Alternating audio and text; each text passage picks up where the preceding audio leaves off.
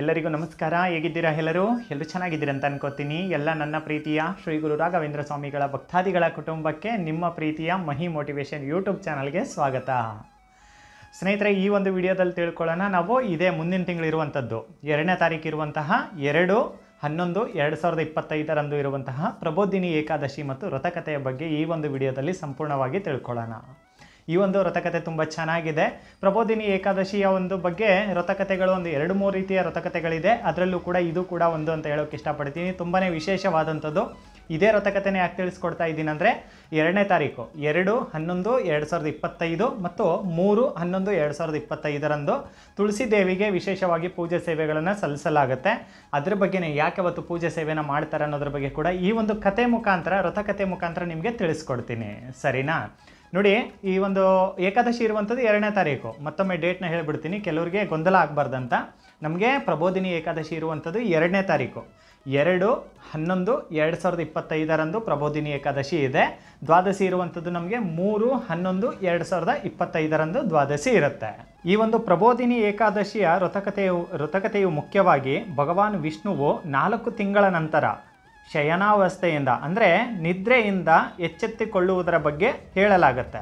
ಈ ದಿನದಂದು ಭಗವಂತನು ಪಾತಾಳದಿಂದ ಬಂದು ವಿಷ್ಣು ಲೋಕಕ್ಕೆ ಹಿಂದಿರುಗುತ್ತಾನೆ ಎಂದು ನಂಬಲಾಗುತ್ತೆ. ಈ ಕಥೆಯು ಕಾರ್ತಿಕ ಮಾಸದ ಶುಕ್ಲ ಪಕ್ಷದ ಏಕಾದಶಿಯಂದು ಬರುತ್ತದೆ.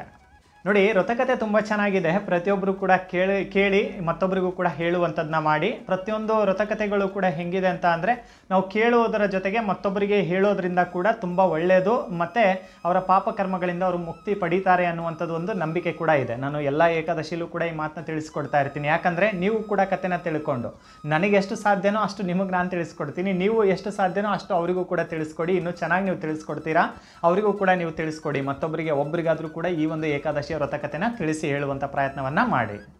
ನೋಡಿ, ಹೀಗೆ ಒಂದು ದಿನ ಏನಾಗುತ್ತೆ, ಕೃಷ್ಣ ಮತ್ತು ಸತ್ಯಭಾಮೆ ಇಬ್ಬರು ಕೂಡ ಕುಳಿತಿರ್ತಾರಂತೆ. ಸತ್ಯಭಾಮೆಗೆ ಏನಿರುತ್ತೆ, ಕೃಷ್ಣನ ಪತ್ನಿಯಾದಂಥ ಸತ್ಯಭಾಮೆಗೆ ಏನಿರುತ್ತೆ ಅಂತ ಅಂದರೆ, ತನ್ನ ಸೌಂದರ್ಯದ ಬಗ್ಗೆ ಮತ್ತು ತನ್ನ ಪ್ರೀತಿಯ ಬಗ್ಗೆ ತುಂಬಾ ಹೆಮ್ಮೆ ಇರುತ್ತೆ. ನಾನು ತುಂಬ ಚೆನ್ನಾಗಿದ್ದೀನಿ ಅನ್ನೋದು ಕೂಡ ಇರುತ್ತೆ. ಜೊತೆಗೆ ತನ್ನ ಪ್ರೀತಿಯ ಬಗ್ಗೆ ತುಂಬ ಹೆಮ್ಮೆ ಕೂಡ ಇರುತ್ತೆ. ಮತ್ತು ಕೃಷ್ಣನ ಮೇಲೆ ತುಂಬಾ ಅಪಾರವಾದಂಥ ಪ್ರೀತಿ ಮತ್ತು ಕಾಳಜಿನ ಇಟ್ಕೊಂಡಿರ್ತಾಳೆ ತಾಯಿ. ಏನಾಗುತ್ತೆ, ಒಂದು ದಿನ ಕೃಷ್ಣನಿಗೆ ಅದು ಒಂದು ಸ್ವಲ್ಪ ಪರೀಕ್ಷೆ ಮಾಡೋಣ, ಹೆಂಗಾರ ಮಾಡಿ ಇವಳಿಗೊಂದು ಪಾಠ ಕಲಿಸೋಣ ಅಂತ ಕೃಷ್ಣದೇವರು ನಿರ್ಧಾರ ಮಾಡ್ತಾರಂತೆ. ನಿರ್ಧಾರ ಮಾಡಿ ಏನು ಮಾಡ್ತಾರಂತ ಅಂದರೆ, ಮರುದಿನ ಒಂದು ದಿನ ಈ ಥರ ಒಂದು ಮಾಡಬೇಕಂತ ಒಂದು ಪ್ಲ್ಯಾನ್ ಮಾಡ್ಕೋತಾರೆ. ಕೃಷ್ಣದೇವರು ಗೊತ್ತಲ್ವಾ, ಫಸ್ಟೇ ಅವರೊಂದು ಪ್ಲ್ಯಾನ್ನ ಮಾಡ್ಕೋತಾರೆ, ಹೆಂಗಾರ ಮಾಡಿ ಪಾಠ ಕಲಿಸ್ಬೇಕಲ್ಲ ಇವ್ರಿಗೆ ಅಂತ. ಆವಾಗ ಮಾರನೇ ದಿನ ಏನಾಗುತ್ತಂತ ಅಂದರೆ, ಸತ್ಯಭಾಮೆ ಒಂದು ವಾಸಸ್ಥಳಕ್ಕೆ ಏನು ಮಾಡ್ತಾರೆ, ನಾರದ ಮುನಿಗಳು ಬರ್ತಾರಂತೆ. ನಾರದರು ಬರ್ತಾರೆ. ಬಂದು ಸತ್ಯಭಾಮೆ ದೇವರಿಗೆ ಸತ್ಯಭಾಮೆಗೆ ಕೇಳ್ತಾರಂತೆ. ಆ ತಾಯಿ ಹತ್ರ ಬಂದು, ಏನಮ್ಮ ಹೆಂಗಿದೆಯಾ, ಎಲ್ಲ ಚೆನ್ನಾಗಿದೆಯಾ, ಎಲ್ಲ ಮಾತಾಡಿಕೊಂಡು ನೀನು ಇಲ್ಲಿ ಇಷ್ಟಪಡುವಂಥದ್ದೇನು, ನೀನು ತುಂಬಾ ಇಷ್ಟಪಡುವಂಥದ್ದೇನು ಅಂತ ಕೇಳಿದಾಗ, ನಾನು ತುಂಬಾ ಇಷ್ಟಪಡುವಂಥದ್ದು ಕೃಷ್ಣನ ಇಷ್ಟಪಡ್ತೀನಿ. ಮತ್ತು ನೀನು ಆಸೆ ಏನಂತ ಕೇಳ್ತಾರಂತೆ. ಸತ್ಯಭಾಮೆಗೆ ನಾರದರು ಕೇಳ್ತಾರೆ, ಆಸೆ ಏನು? ನನಗೆ ಮುಂದಿನ ಜನ್ಮದಲ್ಲೂ ಕೂಡ ಶ್ರೀಕೃಷ್ಣನೇ ನನಗೆ ಬೇಕು, ಶ್ರೀಕೃಷ್ಣನೇ ನನ್ನ ಪತಿಯಾಗಿ ಪಡೆಯೋಕ್ಕಂತ ತುಂಬ ಆಸೆ ಪಡ್ತೀನಿ ಅಂತ ಸತ್ಯಭಾಮೆ ದೇವಿ ಹೇಳ್ತಾರಂತೆ. ಹೇಳಿದಾಗ ನಾರದ ಮುನಿಯರು ಹೇಳ್ತಾರಂತೆ, ಆವಾಗ ಒಂದು ಸವಾಲನ್ನ ಇಡ್ತಾರೆ. ಆಯ್ತಮ್ಮ, ನೀನು ತುಂಬಾ ಇಷ್ಟಪಡುವಂಥದ್ದು ಕೃಷ್ಣನಾಗಿದೆ, ನಿನ್ನ ಆಸೆ ಕೂಡ ಕೃಷ್ಣನೇ ಆಗಿದೆ, ಕೃಷ್ಣನೇ ಬೇಕು ನಿನಗೆ, ಮುಂದಿನ ಜನ್ಮದಲ್ಲೂ ಕೂಡ ಕೃಷ್ಣನೇ ಬೇಕು. ಹಾಗಾದರೆ ನೀನೊಂದು ತ್ಯಾಗನ ಮಾಡಬೇಕಲ್ಲ.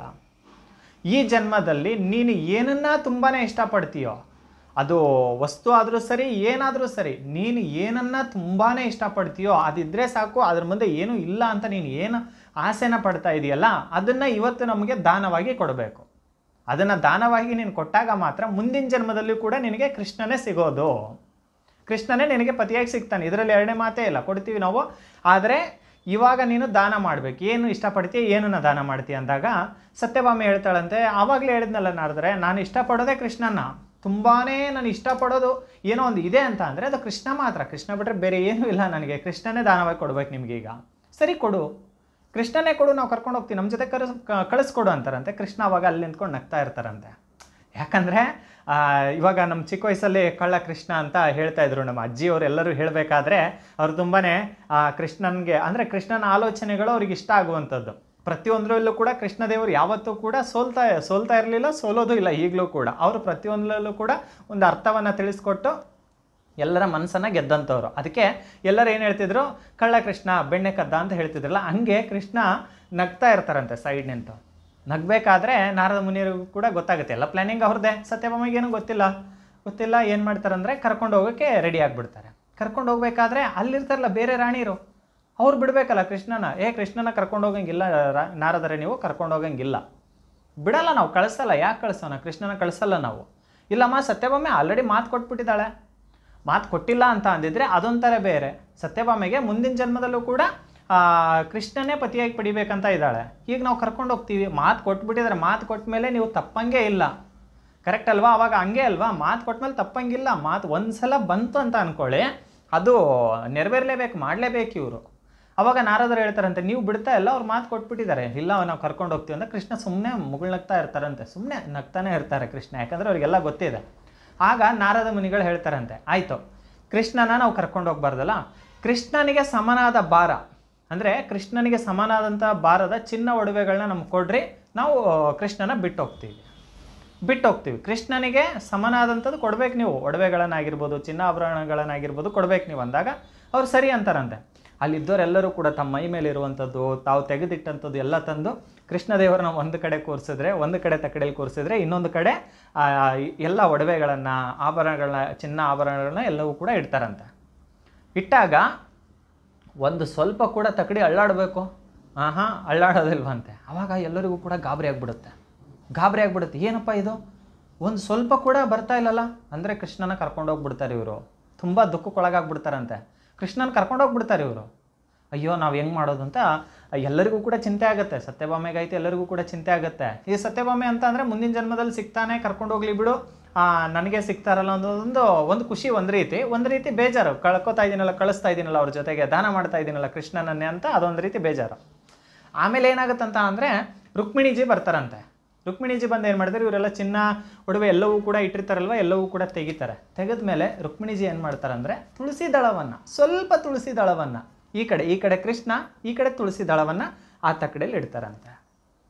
ಇಟ್ಟಾಗ ಅದು ಸಮನಾಗ್ಬಿಡುತ್ತೆ. ಕೃಷ್ಣ ಅದು ಫಸ್ಟ್ ಏನು ಚಲಿಸಿರಲ್ಲ, ಅದು ಕೃಷ್ಣ ಕೆಳಗೆ ಇರ್ತಾರೆ, ಅದು ಬಂದೇ ಇರಲ್ಲ. ಆಮೇಲೆ ತುಳಸಿ ದಳ ಇಟ್ಟಾಗ ಕೃಷ್ಣ ಸಮನಾಗಿ ಬರ್ತಾರಂತೆ. ಸಮನಾಗಿ ಬಂದಾಗ ಆಗ ನಾರದ ಮುನಿಯರು ಏನು ಮಾಡ್ತಾರೆ ಅಂದರೆ, ರುಕ್ಮಿಣಿ ದೇವಿ ಬಂದು ಆ ತುಳಸಿನ ಇಡ್ತಾರಲ್ವ, ಸಮನಾಗಿ ಬರ್ತಾರೆ. ಸಮನಾಗಿ ಬಂದಾಗ ಏನಾಯಿತು ಅಂತ ಅಂದರೆ, ನಾರದ ಮುನಿಯರು ಏನು ಮಾಡ್ತಾರಂತ ಅಂದರೆ ಅವಾಗ ತುಳಸಿ ದಳವನ್ನು, ಕೃಷ್ಣನನ್ನು ಬಿಟ್ಟು ತುಳಸಿ ದಳವನ್ನು ತಗೊಂಡೋಗೋದು ನೋಡಿ.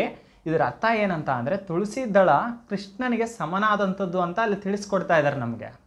ತುಳಸಿ ಅನ್ನುವಂಥದ್ದು ಅಷ್ಟು ಪವಿತ್ರವಾದಂಥದ್ದು, ಕೃಷ್ಣನಿಗೆ, ದೇವರಿಗೆ ಸಮನಾದಂಥದ್ದು. ಅದಕ್ಕೆ ಅವತ್ತಿನ ದಿನ ತುಳಸಿ ದೇವಿಯನ್ನು ಪೂಜೆ ಮಾಡುವಂಥ ವಿಶೇಷತೆ ಇದೆ. ಈ ವ್ರತಕಥೆ ಕೂಡ ನಮಗೆ ತುಳಸಿ ದೇವಿಗೆ ಯಾಕೆ ನಾವು ಪೂಜೆ ಮಾಡಬೇಕು ಅವತ್ತಿನ ದಿನ ಅನ್ನೋದ್ರ ಬಗ್ಗೆ ಕೂಡ ತಿಳಿಸ್ಕೊಡುತ್ತೆ. ಅವತ್ತಿನ ದಿನ ಯಾರು ಉಪವಾಸ ಇದ್ದು, ಯಾರು ಒಂದು ಸ್ವಚ್ಛ ಮನಸ್ಸಿಂದ ತಾಯಿ ತುಳಸಮ್ಮ ದೇವಿಗೆ ಪೂಜೆ ಸೇವೆನ ಸಲ್ಲಿಸ್ತಾರೋ, ಬೆಳಗಿನ ಜಾವ ಆಗಿರ್ಬೋದು ಅಥವಾ ಸಂಜೆ ಮಾಡಿದರೆ ತುಂಬ ಒಳ್ಳೆಯದು. ಸಂಜೆ ಸಮಯದಲ್ಲಿ ಆಗಿರ್ಬೋದು, ಏಕಾದಶಿ ದಿನ ಆಗಿರ್ಬೋದು, ದ್ವಾದಶಿ ದಿನ ಆಗಿರ್ಬೋದು, ಯಥಾಶಕ್ತಿ ನಿಮ್ಗೆ ಹೆಂಗಿದೆ ಹಂಗೆ ತುಳಸಿ ಕಟ್ಟೆ ಮುಂದೆ ತುಳಸಿ ಗಿಡ ಇರುತ್ತಲ್ವ ಮನೇಲಿ, ಅಥವಾ ದೇವಸ್ಥಾನದಲ್ಲಿದ್ದರೆ ಅಲ್ಲಿ ಕೂಡ ನೀವು ಹೋಗಿ ಮಾಡ್ಬೋದು. ಅಲ್ಲಿ ಮುಂದೆ ಎಲ್ಲ ಸ್ವಲ್ಪ ನೀರು ಹಾಕಿ ಕ್ಲೀನ್ ಮಾಡಿಕೊಂಡು ರಂಗೋಲಿನ ಹಾಕಿ, ರಂಗೋಲಿ ಹಾಕೋ ಉದ್ದೇಶ ಏನಂದರೆ ದೇವರನ್ನು ಸ್ವಾಗತಿಸ್ಕೊಂಡಂಗೆ, ನಾವು ಕರೆಸ್ಕೊಂಡಂಗೆ, ವೆಲ್ಕಮ್ ಮಾಡ್ಕೊಂಡಂಗೆ, ಸರಿನಾ? ಅರ್ಥ ಆಯ್ತಾ? ಕರೆಸ್ಕೊಂಡಂಗೆ ದೇವ್ರನ್ನ ಪ್ರೀತಿಯಿಂದ ರಂಗೋಲಿ ಹಾಕ್ಬಿಟ್ಟು, ನಿಮ್ಮ ಏನೋ ಒಂದು ನೈವೇದ್ಯಕ್ಕೆ ನಿಮ್ಗೆ ಏನು ಕೈಲಿ ಏನಾಗುತ್ತೋ ಅದನ್ನು ಇಟ್ಬಿಟ್ಟು, ವಿಷ್ಣು ಸಹಸ್ರನಾಮ ಸ್ತೋತ್ರ ಆಗಿರ್ಬೋದು, ನೀವು ವಿಷ್ಣು ದೇವರ ನಾಮಸ್ಮರಣೆ ಆಗಿರ್ಬೋದು, ಏನೋ ಒಂದು ಮಾಡುವಂಥದ್ದು ಮಾಡಿಕೊಂಡು 2 ಊದಿನ ಕಡ್ಡಿನ ಮತ್ತು ದೀಪಗಳನ್ನು ಹಚ್ಚಿ ತುಳಸಮ್ಮ ದೇವಿಗೆ ಹಚ್ಬೋದು. 2 ಊದಿನ ಕಡ್ಡಿನ ದೀಪವನ್ನು ಹಚ್ಚಿ ನಿಮ್ಮ ಇಷ್ಟಾರ್ಥಗಳು ಏನಿದೆ ಮನಸ್ಸಲ್ಲಿ, ಅವತ್ತಿನ ದಿನ ಉಪವಾಸ ಇದ್ದು ಯಾರೂ ಕೂಡ ಕೆಟ್ಟ ಮಾತುಗಳನ್ನು ಅವತ್ತಿನ ದಿನ ಅಂತಲೇ ಅಲ್ಲ, ಆದಷ್ಟು ಕೂಡ ಕಂಟ್ರೋಲ್ ಮಾಡ್ತಾ ಬರಬೇಕು. ಇಷ್ಟಾರ್ಥಗಳು ಹಿಂಗಿದೆ, ನನಗೂ ನನ್ನ ಆಸೆಗಳನ್ನು ನೆರವೇರಿಸ್ಕೊಡು, ಕಷ್ಟಗಳನ್ನು ದೂರ ಮಾಡು ಅಂತ ಅವತ್ತಿನ ದಿನ ನಾವು ಕೇಳ್ಕೊಳ್ಳೋದ್ರಿಂದ ಆ ಒಂದು ಇದೆ ಅಲ್ವಾ, ಆ ಒಂದು ನಮ್ಮ ಆಸೆ ಆಕಾಂಕ್ಷೆಗಳು ಏನಿದೆ ಅಲ್ವಾ, ಅದು ಕೃಷ್ಣನಿಗೆ ಮುಟ್ಟುತ್ತೆ ಅನ್ನುವಂಥದ್ದು ಒಂದು ನಂಬಿಕೆ ಕೂಡ ಇದೆ ಸ್ನೇಹಿತರೆ. ವ್ರತಕಥೆ ತುಂಬ ಚೆನ್ನಾಗಿದೆ. ನಾನು ಹೇಳಿದ್ರಲ್ಲಿ ಇನ್ನೂ ಹೆಚ್ಚು ಕಮ್ಮಿ ಇದ್ದರೂ ಕೂಡ ನಿಮಗೆ ಅರ್ಥ ಅಂತೂ ಆಗಿರುತ್ತೆ ಅಂತ ಭಾವಿಸ್ತೀನಿ. ನೀವು ಕೂಡ ಇನ್ನೊಬ್ರಿಗೆ ತಿಳಿಸಿ ಹೇಳಿ. ಅದಕ್ಕೋಸ್ಕರ ಅವತ್ತಿನ ದಿನ ಇದು ಕೂಡ ಒಂದು ಕಾರಣ. ಅವತ್ತಿನ ದಿನ ತುಳಸಿ ತಾಯಿಗೆ ಯಾಕೆ ನಾವು ಪೂಜೆ ಸೇವೆ ಸಲ್ಲಿಸ್ತೀವಿ, ಕೃಷ್ಣನಿಗೆ, ಶ್ರೀಕೃಷ್ಣನಿಗೆ ಸಮನಾದಂಥದ್ದು, ಆಯಿತಾ? ಸಮನಾದಂಥದ್ದು ತುಳಸಿ. ಸೊ ಅದಕ್ಕೋಸ್ಕರ ಅವತ್ತಿನ ದಿನ ಪೂಜೆ ಸೇವೆನ ಮಾಡಿ ಕೇಳ್ಕೊಳ್ಳೋದ್ರಿಂದ ಏಕಾದಶಿ ದಿನ ಕೂಡ ಮತ್ತು ದ್ವಾದಶಿ ದಿನ ಕೂಡ ಪೂಜೆ ಸೇವೆನ ಮಾಡಿ. ನೀವು ಯಾವತ್ತೂ ಮಾಡ್ತಾ ಇಲ್ಲ ಅಂದರೂ ಕೂಡ ಆ 2 ದಿನ ಆದರೂ ಕೂಡ ಮಾಡಿ, ಖಂಡಿತ ಒಳ್ಳೆಯದಾಗತ್ತೆ. ಆಮೇಲೆ ಉಪವಾಸ ಆಚರಣೆ ಅಂತ ಬಂದರೆ ಸ್ನೇಹಿತರೆ, ಯಾರಿಗೆ ಆರೋಗ್ಯ ಸಮಸ್ಯೆ ಇರುತ್ತಲ್ಲ ಅವರು ಉಪವಾಸ ಆಚರಣೆನ ಮಾಡಬೇಡಿ. ಆರೋಗ್ಯ ಸಮಸ್ಯೆ ಇರುತ್ತೆ, ನಮಗೆ ಮಾಡೋಕ್ಕಾಗಲ್ಲಪ್ಪ ಅನ್ನೋರು ಇರ್ತೀರಲ್ಲ, ಮಾಡಿ ಅಂತ ಖಂಡಿತ ಹೇಳೋದಿಲ್ಲ. ಇನ್ನು ಅಕ್ಕ ತಂಗಿರು ಯಾರಾದರೂ ಕೂಡ ನಿಮಗೆ ಮಂತ್ಲಿ ಪ್ರಾಬ್ಲಮ್ ಆ ಥರ ಏನಾದ್ರು ಬಂತಂದ್ರೆ ನೀವು ಕೂಡ ಮಾಡಬೇಡಿ. ಮನಸಲ್ಲೇ ಪೂಜಿಸ್ತಾ ಬನ್ನಿ, ಮನಸಲ್ಲೇ ಪೂಜಿಸ್ತಾ ಬನ್ನಿ, ಆಯಿತಾ? ಖಂಡಿತವಾಗ್ಲೂ ಕೂಡ ಆ ದಿನಗಳಲ್ಲಿ ನಮ್ಗೆ ಪೂಜೆ ಮಾಡೋಕ್ಕಾಗಿಲ್ಲ ಅಂದ ಮಾತ್ರಕ್ಕೆ ನಿಮಗೆ ದೇವರು ಆಶೀರ್ವಾದನೆ ಕೊಡಲ್ಲ ಅಥವಾ ನಿಮ್ಮ ಹಣೆ ಬರ ಸರಿ ಇಲ್ಲ ಅಂತ ಈ ಥರ ಯೋಚನೆ ಮಾಡೋರು ಇರ್ತಾರೆ. ಖಂಡಿತ ಇಲ್ಲ.